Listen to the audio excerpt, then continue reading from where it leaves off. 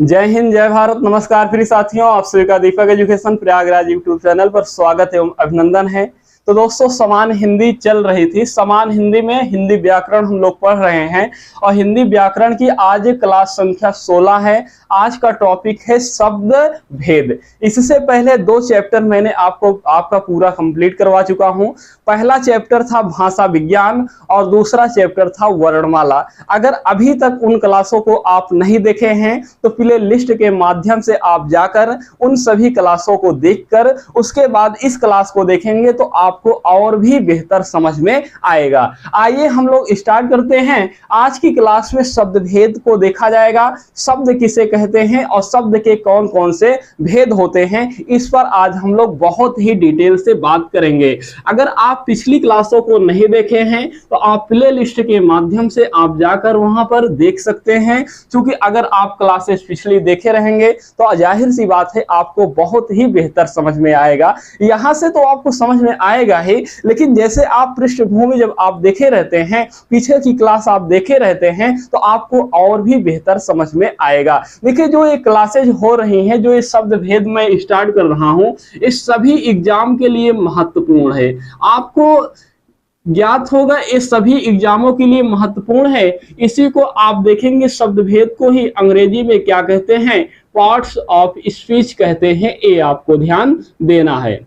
Parts of speech कहते हैं, ये आपको ध्यान देना है। देखिए, पार्ट्स ऑफ स्पीच में आप जब अंग्रेजी पढ़ते हैं, इंग्लिश पढ़ते हैं, तो वहां पर आप देखते हैं जैसे नाउन हो गया, प्रोनाउन हो गया, वर्ब हो गया, एडजेक्टिव हो गया, एडवर्ब हो गया। इस तरह से आप पार्ट ऑफ स्पीच में पढ़ते हैं इंग्लिश में।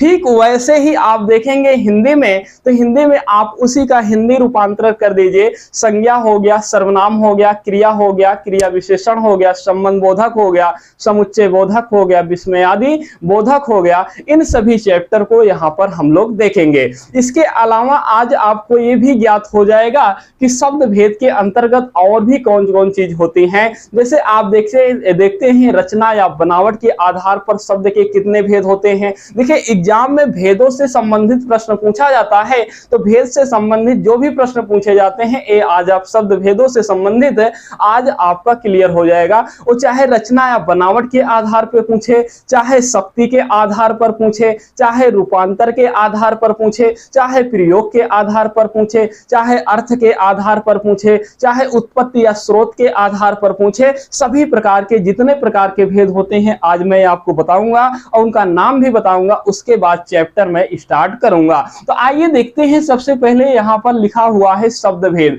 शब्द के तो भेद हम लोग देखेंगे। सबसे पहले यहां पर शब्द कौन सा है, शब्द ही लिखा हुआ है। शब्द किसे कहते हैं, सबसे पहले आपको ये समझना चाहिए हमारे दृष्टि से। तो आइए देखिए, शब्द किसे कहते हैं ये आपको ध्यान देना है। तो शब्दों की अगर परिभाषा देखी जाए तो आपको बहुत ही सरल और संक्षिप्त परिभाषा में बता रहा हूं कि वर्ण को आप जानते ही हैं, जो आ से लेकर ज्ञ तक होते हैं, वर्ण उन्हीं को कहते हैं। तो वर्णों के सार्थक समूह को शब्द कहते हैं। ये आपको ध्यान देना है। बहुत ही सरल सी परिभाषा मैंने आपको दिया कि वर्णों के सार्थक समूह को शब्द कहते हैं। जैसे एग्जाम्पल से आपको ज्यादा बेहतर समझ में आएगा। जैसे यहां पर आप देखिए, एक वर्ण है रा है। एक वर्ण क्या है, रा है। इसमें आप देखिए आ की मात्रा लगा दीजिए। उसके बाद आप देखेंगे यहां पर एक वर्ण है माँ, उसके बाद आप यहां पर आ की मात्रा लगा देंगे। इसको आप जोड़ देंगे। देखिए, सार्थक समूह है वर्णों का, ये सार्थक समूह है, व्यवस्थित समूह है। यहां पर आप देखिए, सबसे पहले रा है। रा में जब आ की मात्रा जुड़ेगी तो ये दीर्घ रा हो जाएगा। उसके बाद माँ में जब छोटा आ की मात्रा जुड़ेगी, ह्रस्व आ की मात्रा जुड़ेगी, तो ये शब्द बन गया क्या भैया, राम बन गया। तो ये क्या है, ये जो राम शब्द है, ये राम जो है ये क्या है, ये शब्द है। एक राम शब्द कैसे बना, देखिए वर्णों के सार्थक समूह से बना। अगर आप माँ पहले कर देते, रा बाद में कर देते, तो क्या राम शब्द बनता, सार्थक शब्द राम शब्द नहीं बनता। ऐसे ही जैसे मान लीजिए यहाँ पर पा है, यहाँ पर आ की मात्रा है, यहाँ ना है, यहाँ पर ई की मात्रा है, इसको आप जोड़ देंगे। देखिए जब पा में आ की मात्रा जोड़ेंगे तो पा बड़ा हो जाएगा, फिर ना में जब ई की मात्रा आप जोड़ेंगे तो नी हो जाएगा। तो आप देखिए यहाँ पर क्या हुआ, पानी हो गया। यहाँ पर कौन सा शब्द बना, पानी शब्द बना। इसी का उल्टा अगर पहले आप नी कर देते उसके बाद पा तो बन जाता कौन सा, नीपा शब्द बन गया। अरे भाई जैसे अगर आप नी को पहले कर दीजिए उसके बाद पा को बाद में लगा दीजिए, नीपा शब्द हो गया। नीपा का कोई अर्थ होता है, नहीं अर्थ होता है। तो इसका अर्थ भी होना चाहिए तभी उसे आप शब्द कहेंगे, ये आपको ध्यान देना। यानी कि शब्दों का दो भेद इस आधार पर भी हो जाएगा, एक सार्थक शब्द होता है, निरर्थक शब्द। ये क्या हो गया, निरर्थक शब्द जो होते हैं वो कहीं कहीं शब्दों में तो काम आते हैं लेकिन उनका कोई निश्चित अर्थ नहीं होता है, ये आपको ध्यान देना है। उम्मीद है आपको शब्द समझ में आ गया होगा। कोई भी शब्द है वो शब्द किससे बना होगा, वर्णों से बना होगा, और वर्णों का कैसा होगा, सार्थक समूह होगा, और वर्णों के सार्थक समूह को ही क्या कहते हैं, शब्द कहते हैं। जब यही शब्द किसी वाक्य में प्रयोग में आता है या कोई व्याकरण नियम उसमें लग जाता है तो इसी शब्द को क्या कहा जाता है, पद कहा जाता है, ये आपको ध्यान देना है। वैसे जब मैं वर्णमाला की पहली क्लास लिया था तो वहां पर शब्द और पद में अंतर बताया था, लेकिन फिर भी यहां पर एक बार फिर से बता दे रहा हूं। जैसे मान लीजिए यहां पर एक शब्द है, क्या है, राम है। अब यहां पर देखिए जैसे राम स्कूल जाता है, राम स्कूल जाता है। तो यहां पर देखिए ये जो राम अकेला शब्द है इसे क्या कहा जाएगा, शब्द कहा जाएगा। लेकिन यह वाक्य में प्रयोग आ गया, इसमें व्याकरण का नियम लगा है, इसे वाक्य कहते हैं। तो यहां पर जो राम शब्द लिखा हुआ है इसे हम लोग क्या कहेंगे, पद कहेंगे। ये स्कूल शब्द, ये स्कूल अगर अकेले स्कूल केवल होता तो इसे हम लोग क्या कहते हैं, शब्द कहते हैं। लेकिन ये वाक्य में प्रयोग हुआ है इसलिए इसे हम लोग क्या कहेंगे, पद कहेंगे। ये देखेंगे जाता है, जाता एक क्रिया है, क्रिया है व्याकरण के दृष्टि से। लेकिन जाता अगर ऐसे केवल लिखा हुआ होता तो इसे हम लोग क्या कहेंगे, इसे हम लोग शब्द कहेंगे। लेकिन यह वाक्य में प्रयोग हुआ है इसलिए इसे हम लोग क्या कहेंगे, पद कहेंगे। है जो है वैसे अगर इस प्रकार से लिखा रहे तो इसे हम लोग शब्द कहेंगे, लेकिन यहाँ पर इसे हम लोग क्या कहेंगे, पद कहेंगे। इसका मतलब यह हुआ कि जब वर्णों का सार्थक समूह का जो शब्द बनता है, जब अकेला रहेगा तो उसे शब्द कहेंगे, जब ये वाक्य में प्रयोग में आ जाएगा तो इसी शब्द को ही हम लोग क्या कहेंगे, पद कहेंगे। उम्मीद है कि आपको बेहतर समझ में आ गया होगा। व्याकरण का कोई भी नियम लग जाए अगर शब्द में तो वही शब्द क्या हो जाता है भैया, पद हो जाता है। ये आपको ध्यान देना है, इसको आप नोट करते जाइएगा हमारे साथ साथ। चूंकि हम लिखते हुए चल रहे हैं, पहले से लिखा लिखाया तो है नहीं, मैं साथ में लिख रहा हूं तो आपका कर्तव्य बनता है कि आप इसको शॉर्ट नोट्स बनाते हुए चलेंगे। क्योंकि अगर आप शॉर्ट नोट्स बनाए रहेंगे तो आपको काम देगा एग्जाम के टाइम। जब आपका एग्जाम आ जाएगा तो एक दो दिन में आप क्लासेस को देखकर, पूरी क्लासेस को देखकर आप पूरा नहीं कर रिवीजन कर सकते हैं। लेकिन अगर आप नोट्स बनाए रहेंगे शॉर्ट में तो आप एक दो दिन में पूरी की पूरी नोट्स आप रिवीजन कर सकते हैं। तो आइए हम लोग देखते हैं अब शब्द के भेद। तो हेडिंग डालेंगे शब्द के भेद, शब्द के भेद। तो देखिए शब्द के जो भेद हैं एक कई आधार पर हैं, शब्द के जो भेद हैं एक कई आधार पर हैं, इसको आपको ध्यान देना है। क्लियर है भैया, शब्द के जो भेद हैं एक कई आधार पर हैं। इसको आप मुख्य रूप से छह भाग में आप बांट लीजिए। कितने भाग में बांटेंगे भैया, आप इसको 6 भाग में मुख्य रूप से बांट लीजिए। देखिए पहला है रचना या बनावट के आधार पर, रचना या बनावट के आधार पर शब्द के भेद। अब पूरा हम नहीं लिख रहे हैं, आप समझ जाएंगे। रचना या बनावट के आधार पर शब्द के भेद।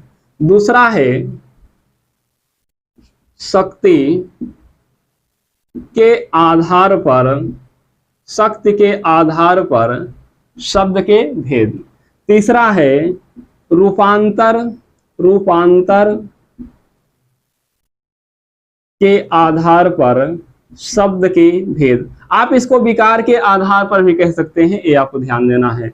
रूपांतर के आधार पर शब्द के भेद। उसके बाद आप देखेंगे नेक्स्ट है प्रयोग के आधार पर। आप चाहें तो पूरा लिख सकते हैं अपने नोट्स में, प्रयोग के आधार पर शब्द के भेद।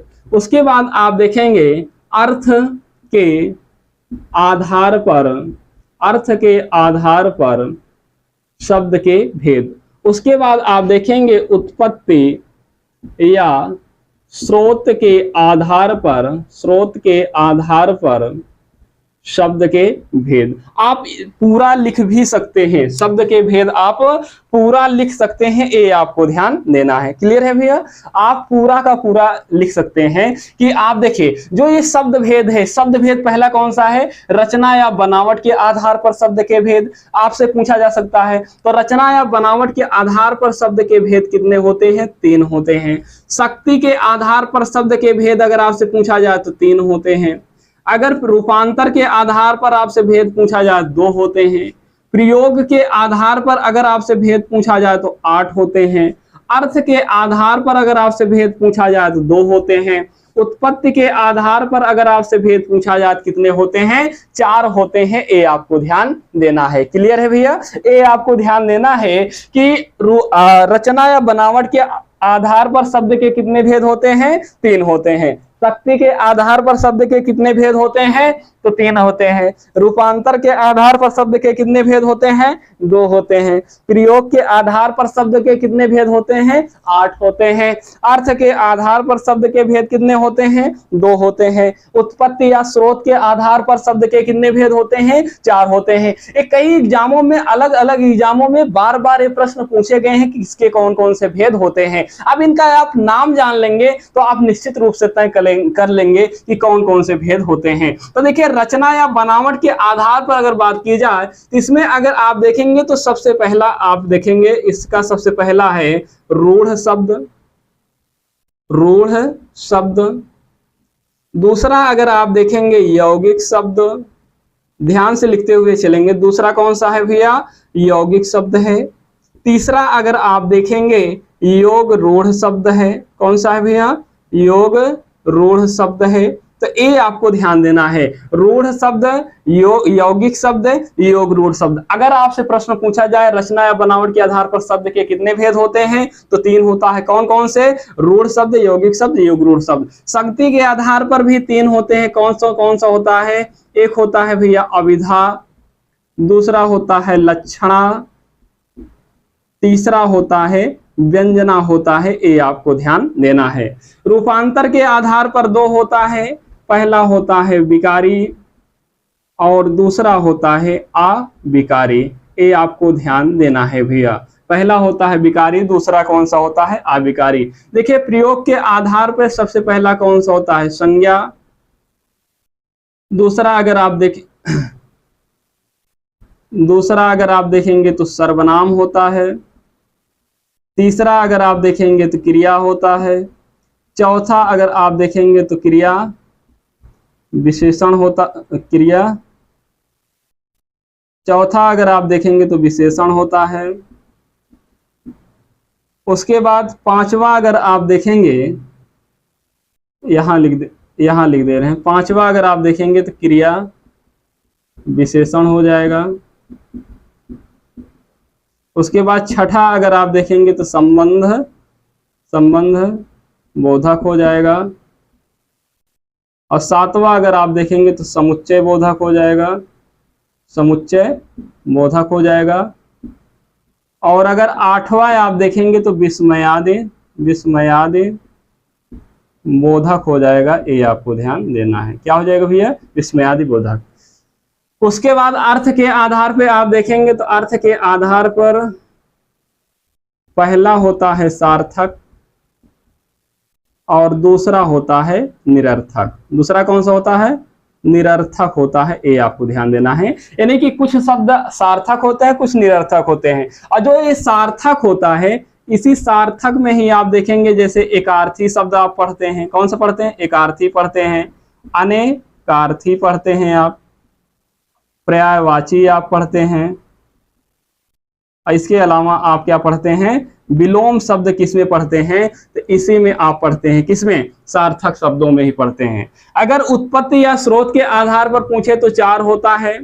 पहला होता है तत्सम, दूसरा होता है तद्भव, तीसरा होता है देशज, चौथा होता है विदेशज।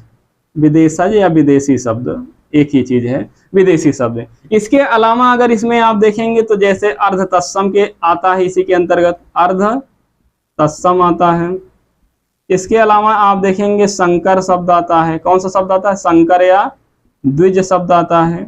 इसके अलावा अगर आप देखेंगे तो अनुकरणात्मक शब्द आता है। कौन सा आता है? अनुकरणात्मक शब्द आता है। ये आपको ध्यान देना। कौन सा भैया? अनुकरणात्मक शब्द भी इसी के अंतर्गत आता है, ये आपको याद रखना है। तो देखिए आपको ध्यान देना है, मैंने आपको बताया पार्ट ऑफ स्पीच यानी कि शब्द भेद। शब्द भेदों में सबसे पहले मैंने आपको बताया शब्द किसे कहते हैं। तो शब्द किसे कहते हैं? वर्णों के सार्थक समूह को क्या कहते हैं? शब्द कहते हैं। जैसे मैंने अभी आपको बताया कि जैसे राम हो गया, श्याम हो गया, पानी हो गया, कोई भी स्कूल हो गया, कोई भी आप देखते हैं शब्द जो होता है वो वर्णों के सार्थक समूह से ही बना होता है। जब वो यही शब्द वाक्य में प्रयोग आ जाता है तो इसी शब्द को क्या कहा जाता है? पद कहा जाता है। ये आपको ध्यान देना है। अब हम लोग देख रहे हैं शब्द के भेद। अगर शब्द के भेद की अगर बात की जाए तो शब्द के भेद कई आधारों पर किया गया है। जैसे सबसे पहले किया गया है रचना या बनावट के आधार पर किया गया है। तो रचना या बनावट के आधार पर शब्द के कितने भेद होते हैं भैया? 3 होते हैं। कौन कौन से होते हैं? रूढ़ शब्द होता है, यौगिक शब्द होता है, योग रूढ़ शब्द होता है।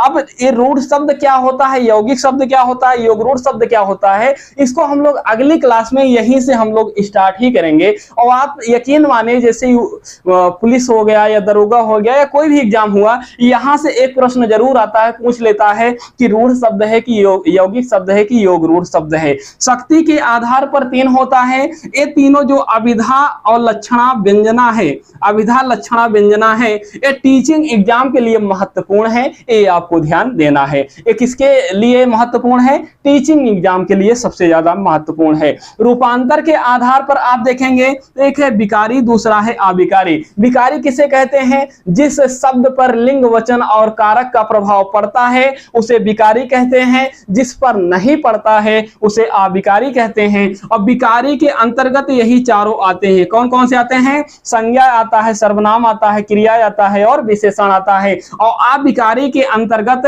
ये चारों आते हैं। ये आपको ध्यान देना है। कौन कौन से आते हैं भैया? क्रिया विशेषण आता है, संबंध बोधक आता है, समुच्चय बोधक आता है और विस्मयादि बोधक आता है। ये आपको याद रखना है। कभी कभी डायरेक्ट आपसे एग्जाम में पूछ लेता है निम्नलिखित में से कौन सा विकारी है, कौन सा अविकारी है। तो संज्ञा, सर्वनाम, क्रिया विशेषण विकारी है और क्रिया विशेषण संबंध बोधक, समुच्चय बोधक, विस्मयादि बोधक, ये सभी क्या है भैया? अविकारी हैं। ये आपको ध्यान रखना है।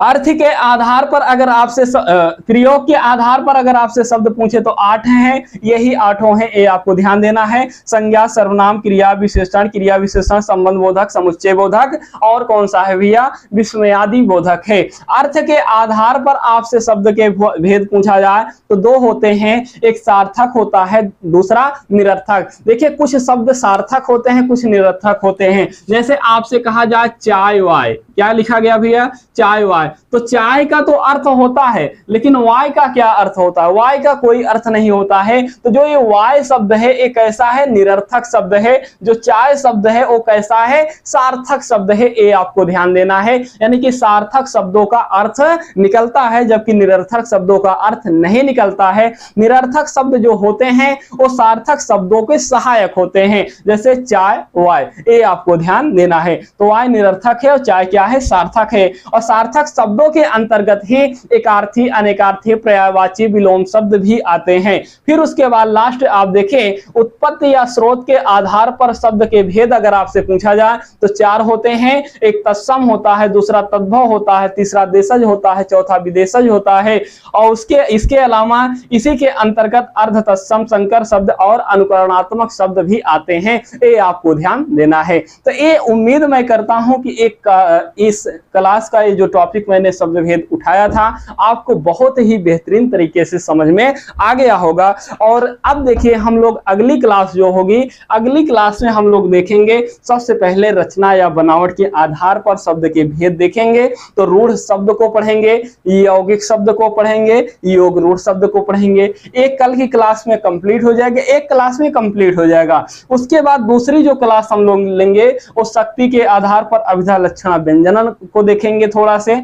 उसके बाद तीसरी क्लास में हम लोग संज्ञा को स्टार्ट कर देंगे, मतलब कि संज्ञा चलेगा, उसके बाद सर्वनाम, क्रिया, विशेषण, फिर एक एक करके हम लोग ऐसे पढ़ते हुए आगे बढ़ेंगे। तो उम्मीद करते हैं कि ये क्लास आपके लिए बहुत ही हेल्पफुल हुई होगी और आज ये आपको एक स्थान पर ये सभी भेद आपको देखकर बहुत ही अच्छा लगा होगा।